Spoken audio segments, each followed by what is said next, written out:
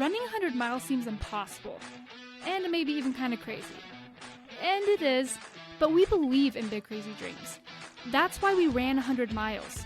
It was such a life-changing experience for us, we decided to devote this podcast to preparing and inspiring you to run your first ultra race. Are you ready to feel the highest highs and the lowest lows? Are you ready to do what you once thought was impossible? Are you ready for your trail to 100?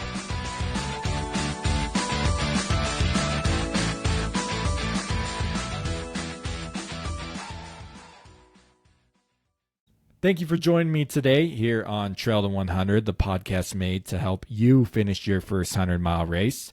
My name is Jacob Bateman, and today I'm joined along by Chad Roberts. Now, Chad just ran his first 100-miler last year, and he ran the Ouray 100 for his first 100-mile race. Now, to give you a little backstory, if you don't know about this race, the Ouray 100 is known as one of the, if not the toughest 100-miler in the United States. It has over 40,000 feet of vertical gain in it. So anyways, insane. More people DNF that race than finish it. Chad towed the line for his first 100 and finished it like a champ. So I got to talk to him about that experience. So let's get to it. Chad Roberts. Well, Chad, thank you for joining me today here on Trail to 100. I am so excited to talk to you today. I've known about you for a couple of years now, believe it or not. So you are a legend from a friend who's always talked very highly of you. So it's good to meet you virtually, and thanks for coming on today. Yeah, it's good to be here. Yeah, and Chad, like the reason, like how I was first introduced to you is our mutual friend Jimmy Thomas, who is a former guest of the podcast. He was actually one of our first guests we've ever had on. He has been after trying to get the Ouray 100 belt buckle, and I know you went out there one year to pace him, and he didn't make it. But then he told me that he went back later. I guess they do a 50-mile race later on the back 50. And he told me that his friend was going with him, who was supposed to pace him, and his friend was going to run the back 50.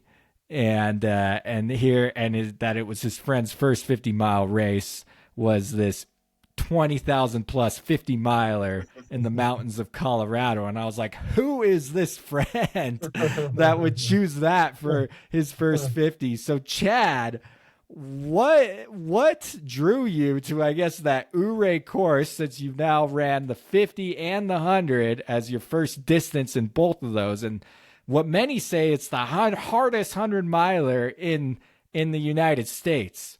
What made you think, yeah, I want to do that one for my first? I don't know.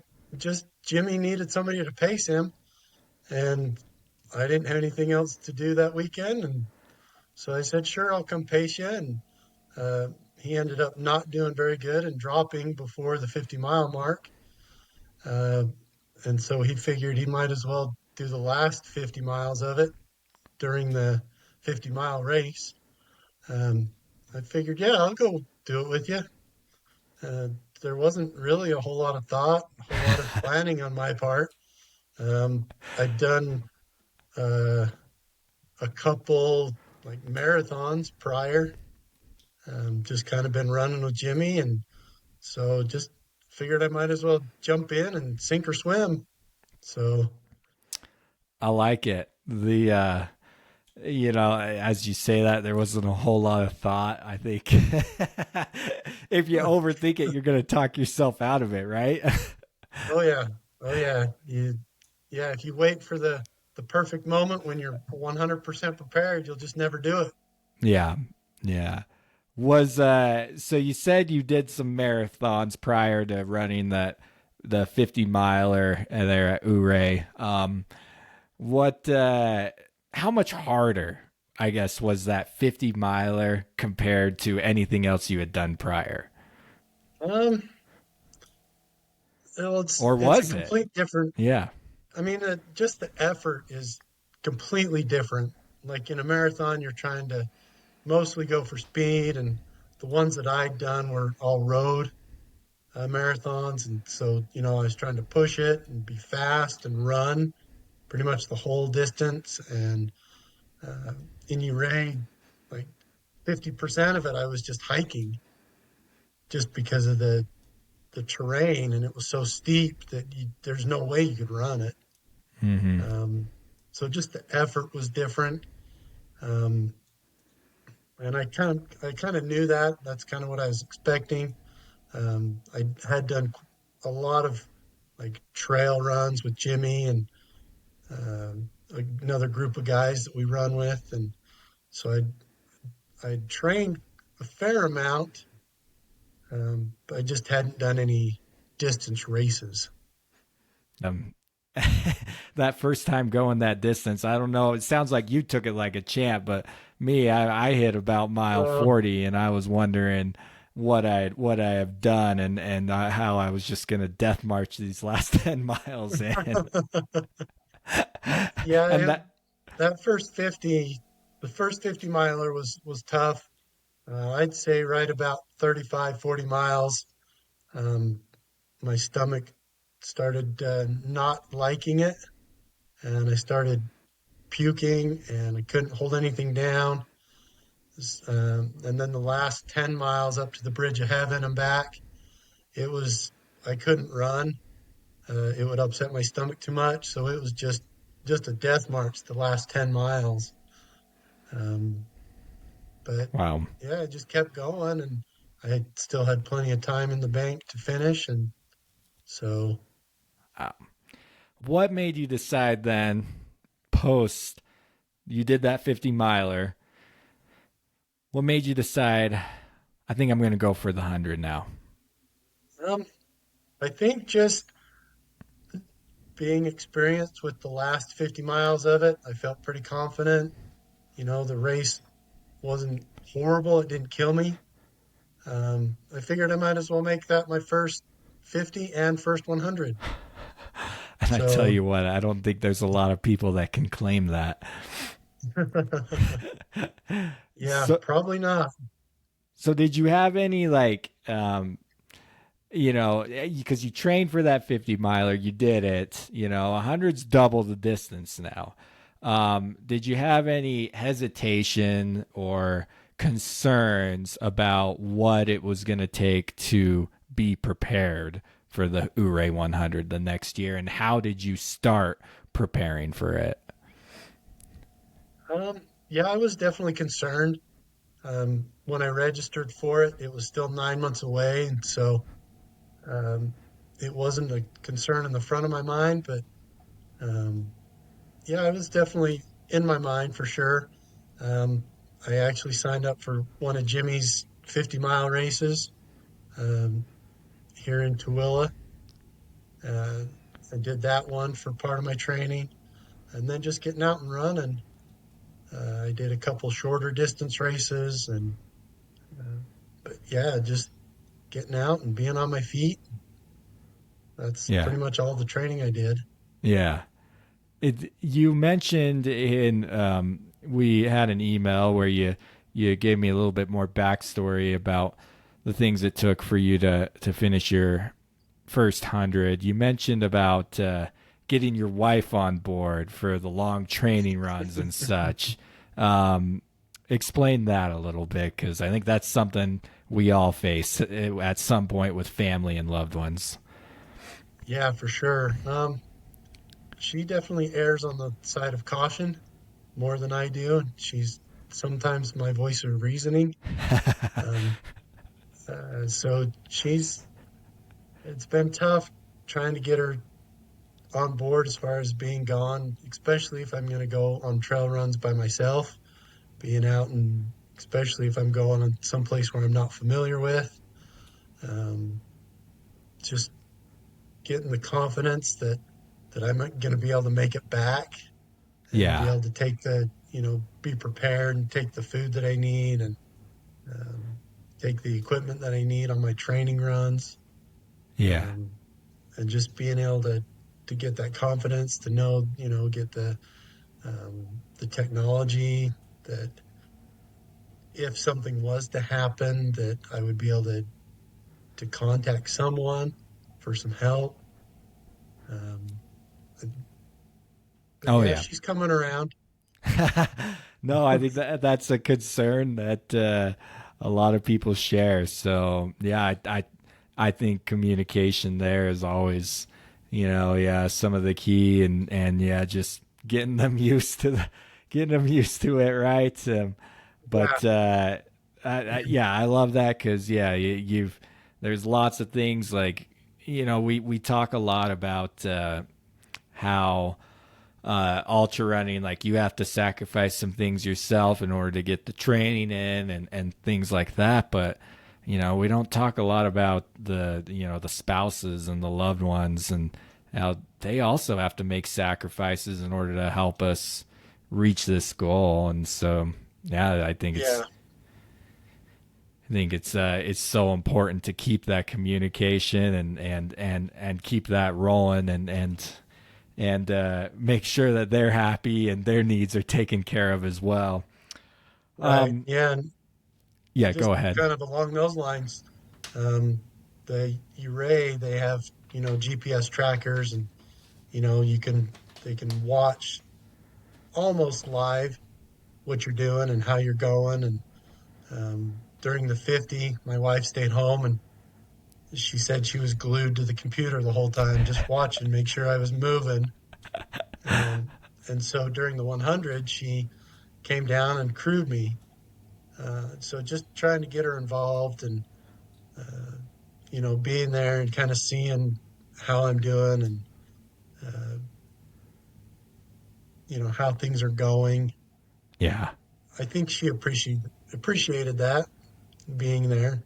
Oh yeah. Yeah. It sheds another light when you're there actively Yeah. participating as a crew and a pacer and such. So take me to race day. When you or even the day before as you're getting ready or pulling up there at the start. Um, how are you feeling as you're about to embark on 40,000 feet and 100 miles in the Colorado mountains? Um, I was feeling a mix of being scared to death and pretty calm, kind of back and forth. I was nervous, um, but I felt fairly confident in my training. I'd had a lot of long miles, long runs, and you know, I drove. We drove down to Grand Junction, spent the night there at my in-laws, had a good night's sleep. Then we drove down to Ouray, which is about 2 miles away or 2 hours away, and the race started about 8. So we had plenty of time to get good sleep, and we didn't feel rushed. And um, Jimmy was there, and we kind of did it together. Um, I, I once the race actually started, my nerves just kind of settled down and just kind of got into the groove of things and just kind of took it from there. The first out of the gate was not extremely steep, but just kind of a gradual climb, and just kind of took it easy and watched my heart rate and tried to keep it low zone 3, high zone 2. And I knew I couldn't push it too hard, especially the first half, and just nice and easy. So, At what point would you say it things started to really hurt? um, I would say right about mile 30-ish, I was starting to feel it.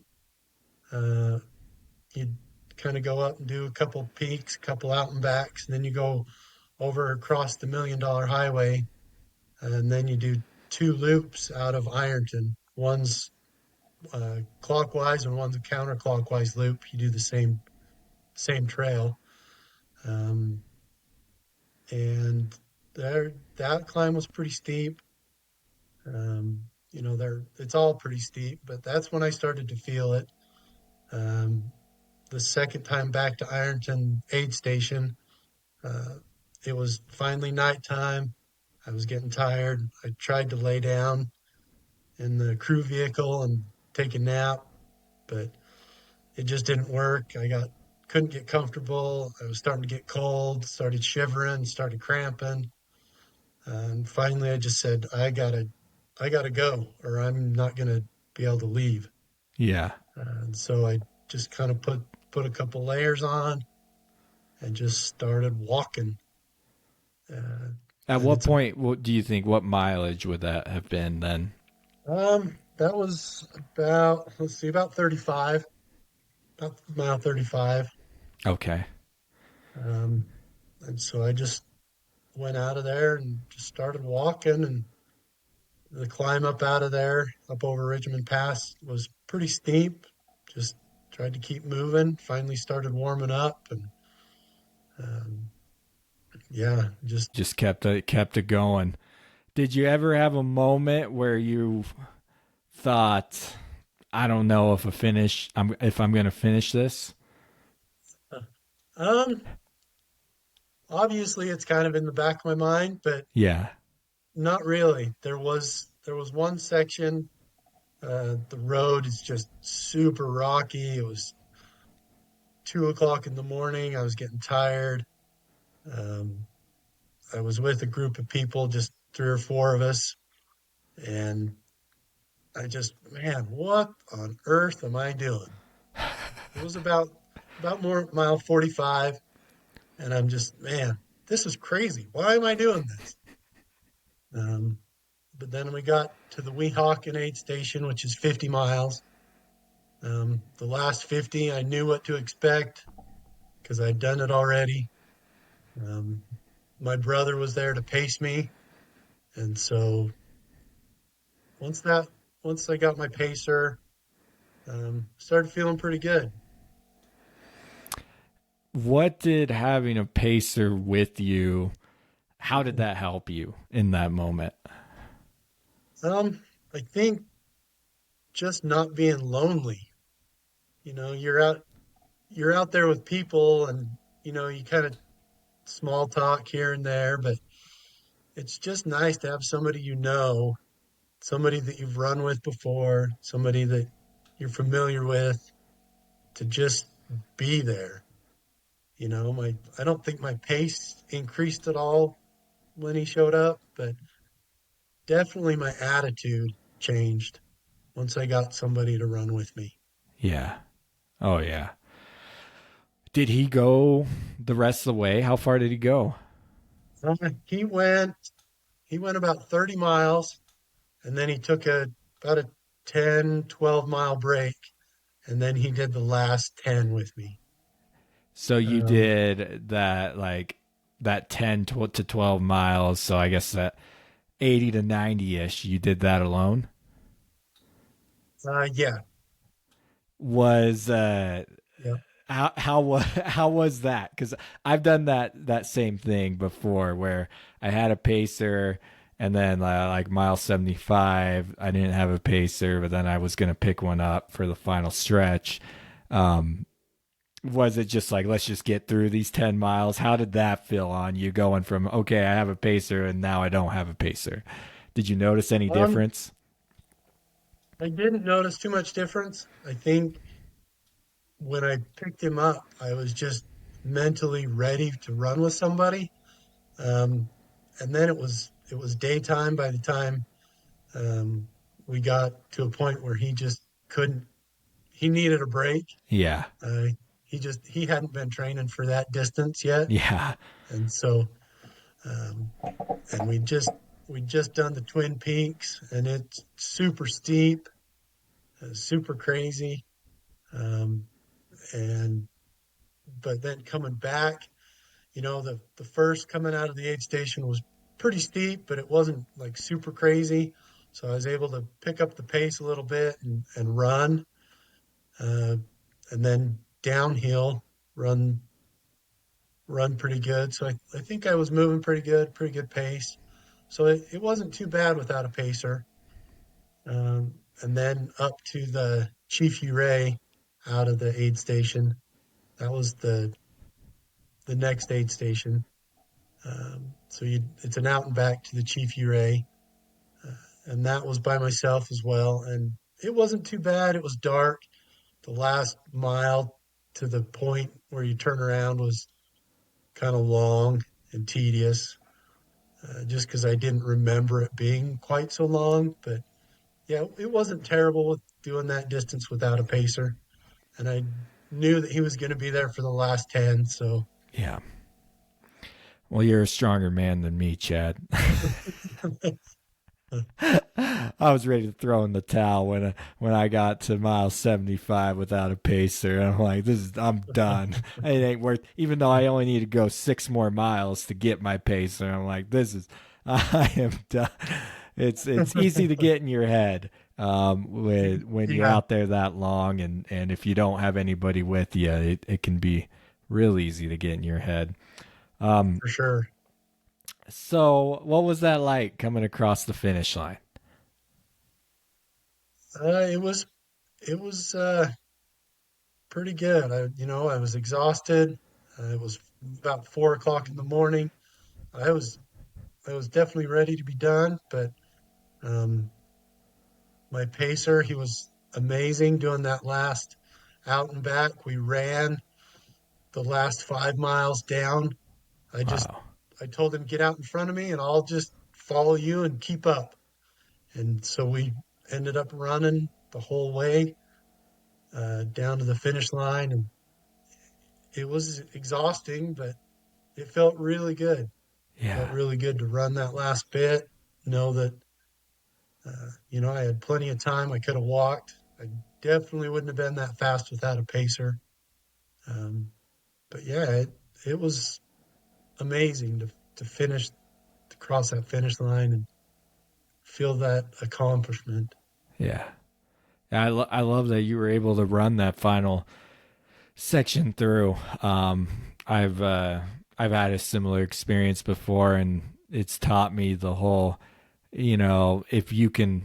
There's so many times where we're just like, I can't run. I'm just walking this out. I'm so beat up. But I've learned the lesson of if you can walk, you can run. And I think that's really true. It's exhausting, especially 95 miles in. I'm sure you were exhausted, but if your body can put one leg in front of the other and can walk, then most of the time you can run still.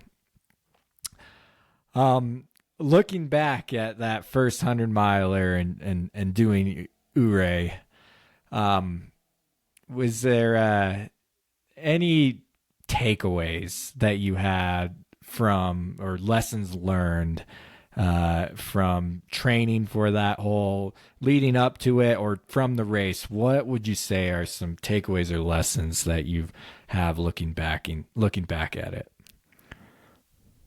Um, Definitely being able to listen to my body.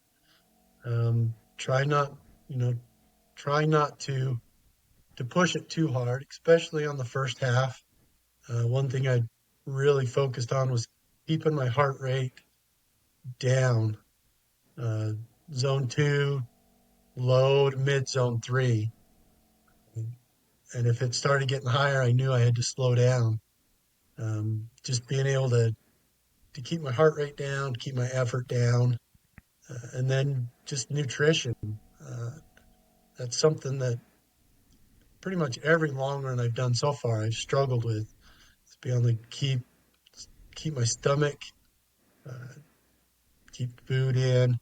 I've learned that drinking the Ensure drinks, my body handles those really well rather than solids. Um, when I get out and pace people, I find I get to the aid stations that I can eat pretty much anything. But when I'm out on my own races, I really struggle.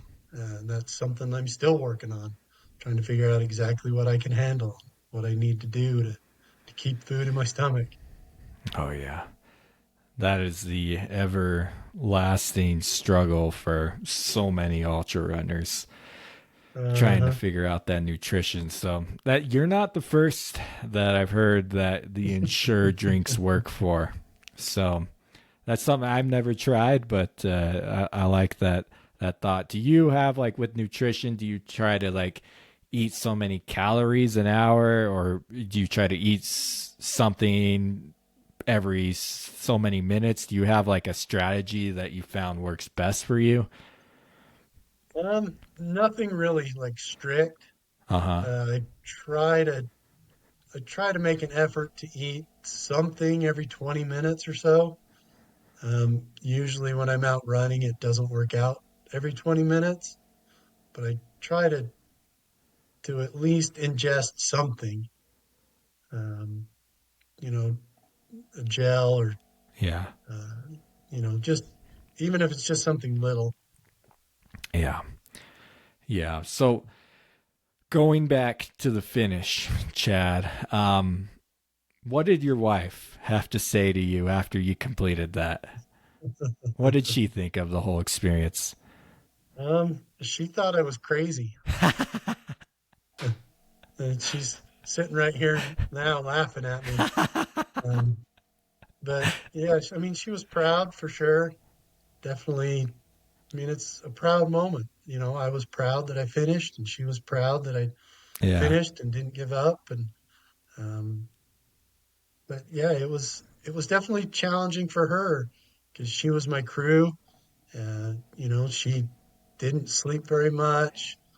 She made sure that I had what I needed when I Yeah. needed it at all the aid stations, and it was challenging for her too, Yeah. especially to see my body when I started cramping, and she made sure that I didn't give up, made sure that kind of pushed me, but made sure that I was being smart about it too. Yeah. Yeah. Tell her if she can hear me. Shout out to Chad's wife because that's those are the real heroes, and I've had many experiences on the crewing side, and yeah, it's exhausting. You know it takes a team to help someone finish 100 miles, and a lot of attention goes on the runner, but oftentimes it's the crew who really deserves a big shout out, and the loved ones who support us through these crazy Yeah, training runs, and the experience, and sacrificing all that time to come out that weekend to be there in their sleep. And yeah, honestly, it feels like as a crew person that you've ran the race with them in a sense. So plus all the emotional like just stress of like, I mean, like, oh, like trying to stressing over them to make sure you get them everything they need, and yeah, that you're saying the right things to keep encouraging them to move forward. And it's a weekend. So I was out at the Pony Express crewing my father-in-law, and as I was sitting out there, and things with weather conditions weren't too great, and I was just thinking, like, I was feeling stressed for my father-in-law, and I'm like, man, why do we do these things? This is crazy. Like, I feel like I'm just adding stress on my life by trying to help my uh-huh. father-in-law do this, but I wouldn't have rather been anywhere else in that moment, though. um Yeah, for sure. so speaking of the Pony Express, Chad, you did something pretty cool with me when I ran my first 100. I was so traumatized from it. I didn't even know if I would do another one, but sounds like you're a tougher man than me. It took me I two don't know about years. It took me 2 years to finally toe the line of another 100 miler. Um, that. so it just took you a couple months, and you went and towed the Pony Express 100 in Utah. And this one, it's funny though, because here you went from a 40,000 vertical gain 100-mile race in at Ouray, and then Pony Express is like 3 to 4,000 total. A lot of Yeah. flat dirt roads. Why? Why'd you make that decision to be like, all right, let's go do Pony now? Um, Again, probably just Jimmy. He's he contributes to a lot of the uh, dumb, idiotic, insane mistakes I make. He contributes to a lot of it. But yeah, Jimmy said that he was going to do it, and I figured, hey, why not? Why Might as not? well. Why not? So how So far out did you sign up for it? it was probably about 2 months. It Okay. was probably about a month after Ouray. Okay. And so you're about 2 months out from the race. What'd you do to change up your training plan for doing a flat 100? Uh, Nothing really. Uh, I kind of do some more road running. Um, but yeah, that's about it. Yeah. I didn't really make any drastic changes Yeah. to my training plan. So when you were going into Pony, did you, because, Ouray's known as one of the hardest hundreds in the United States. Did you did you feel pretty confident about Pony Express? Did you have any concerns with this one, or were you feeling like, I just did 100 a few months ago? That one was in the mountains, and this one's flat, so this one's in the bag. How did you feel going into it? Or was there any Um, PTSD? Like, whoa, what am I doing this again? no, probably not any PTSD. I was definitely a little concerned just because of the difference in the terrain. I knew that with Ouray, I was able to hike a lot, but I knew that with Pony, it was going to be 95% running, and I didn't know quite what to expect with that. Yeah, So I was definitely concerned, um, but I definitely thought, hey, I've done 100, I can do another one. yeah, yeah. So take me through from your experience at Pony. Um, is there anything that was more tough at Pony than Ouray? Compare and contrast a little bit of the differences that you experienced as a runner between the mountain 100 and the flat 100. Um, I don't know, they're just so hard to compare to each other. But I mean, 100 miles is 100 miles, and it was tough. Pony was tougher than I was expecting it. Um, just because I was trying to run most of it. Mm-hmm. I got, back I got to the turnaround, and it's just so boring. It's just desert and flat, and there's not much variations. And by the time I picked up my pacer, he was about mile 60, and I was mentally ready for just somebody to run with. Uh-huh. I'd run pretty much the whole thing by myself. Every 5 miles, 4 miles, I had my crew, but they didn't talk much and just got me what I needed and got me on my way. And so, yeah, I, I can't really compare them, but it was tough. Yeah. I like what you say. 100 miles is 100 miles. I think that's, like we can get caught up in the toughest races or the most elevation or mountainous, but whatever your distance, if it's 100 miles, whether it's flat or whether it's in the mountains, it's going to take discipline, hard work, mental toughness, problem solving, good crew, Yeah, all the above. You need everything you would need to finish a mountain 100. You need to finish a flat 100. yeah, for sure. Well, Chad, I always we talk about Jimmy here on the podcast, and for our listeners out there, Jimmy Thomas, he's the race director for the Tooele Tooele trail racing, which is races that both myself and you do quite a bit there in Tooele, Utah. I always joke because Jimmy was one of the first ultra runners that I knew, and so I always joke with him and I tell him he's the toughest man I know.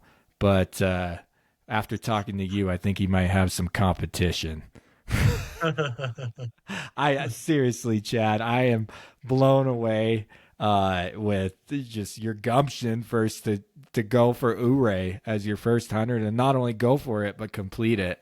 Because I've heard horror stories about that race, and it just goes to show your toughness, your discipline, and that you put out there and you go out there. If you can do something, you make sure you go and do it. So anyways, Chad, it's been a pleasure talking to you, but before I let you go, one last question for you. This podcast is for beginner ultra runners, people looking to finish their first 100-mile race. So what advice, if you had to just give one piece of advice to someone who is out there training for their first 100-mile race right now, what would you tell them? I would say just do it. You know, you're never going to be 100% prepared. You're never going to be 100% confident. Just sign up and do it. If that's what you want to do it. Find you a good team that's supportive and just do it and have fun. Yeah. I like what you said at the beginning. No reason to overthink it. Just sign up and make it happen. Well, yep, for sure. Thank you, Chad. I appreciate you coming on the podcast today. It's been a pleasure talking with you. Yeah, thank you. It's been fun. So a big thank you goes out to Chad for coming on the podcast. What a tough guy. I really liked what he said there at the beginning. At the end, though, you can really overthink these things, and we can look at that 40,000 feet and be like, think to ourselves, no way my body could handle that. No way am I ready for that. No way could I do that. When you look at the Ouray 100, but Chad's advice there is golden. Just, if you want something, if you think it's worth doing, then just go do it. Make it happen. And you'll find a way. You'll figure a way out. Anyways, great advice from Chad. Chad, thank you for coming on. Great to hear a story from just a normal guy out there trying to go out there and do some great things.